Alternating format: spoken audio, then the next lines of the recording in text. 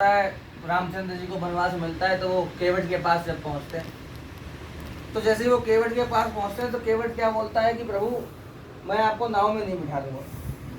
वो डायरेक्ट मना कर देता है राम जी से। आप समझो, राम जी को मना कर देता है। समझ लो जो तीनों लोगों का विधाता है उससे मना कर देता है केवट, एक मामूली सा केवट कहता है कि प्रभु हमारी आपकी स्टाफ की बात है, स्टाफ की भी बात है, ये भी बोलता है कि स्टाफ की बात है और ये भी बोल देता है कि मैं आपको गंगा जी पार नहीं कराऊंगा, नहीं करा सकते। तो राम जी बोलते हैं भाई ऐसा क्यों है, क्यों नहीं कराओगे? तो केवट कहता है ऐसा कहते हैं सब लोग कि जादू भरी पद रज है तुम्हारी। तो केवट कहता है कि मैंने ऐसा सुना है कि आपके जो पैरों की जो धूल है, पदरज का मतलब क्या, पैरों की धूल, वो जादू भरी है। इस पद रज का स्पर्श हुआ तो मौन से ला भई सुंदर नारी।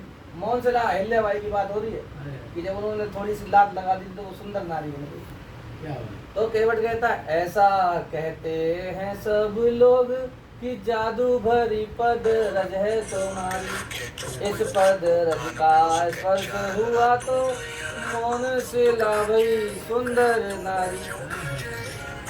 मेरे पास है बस एक नैया सारे कुटुंब की पालनहारी।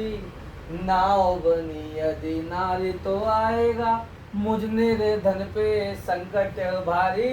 एक नारी का कठिन है पालन कैसे पालूंगा दो दो नारी।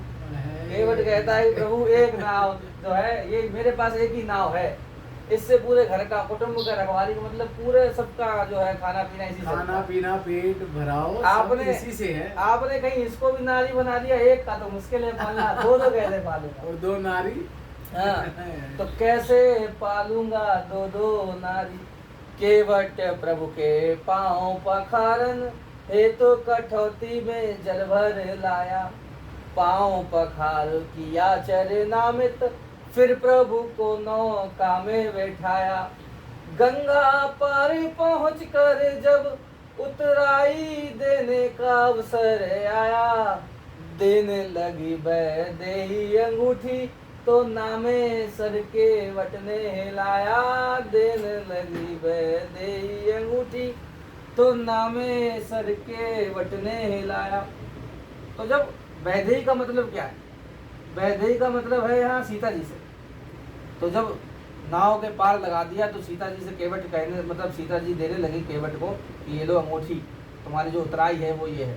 तो केवट ने नामे सर हिला दिया कि देने लगी वैदेही अंगूठी तो नामे सर के वटने हिलाया।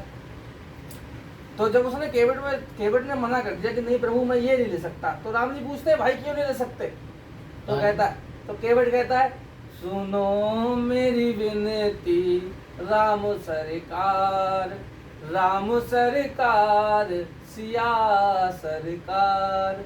नाई केवट धीमर धोबी और लोहार सुनार। एक दूजे से लेन मजूरी इनका एक व्यापार। मैं नदिया का केवट तुम भव सागर तारणहार।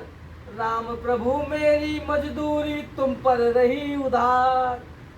आऊं मैं जब घाट तुम्हारे, आऊं मैं जब घाट तुम्हारे।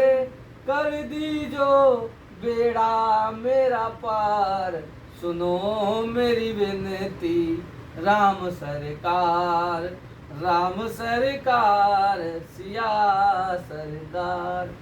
जय श्री राम। ये था। तो केवट कहता है प्रभु हमारी आपकी स्टाफ की बात है, स्टाफ की बात हमने आपको गंगा जी पार कराई है, जब हम मनमुरुग आपके पास आए तो हमें आप सागर पार करा देना।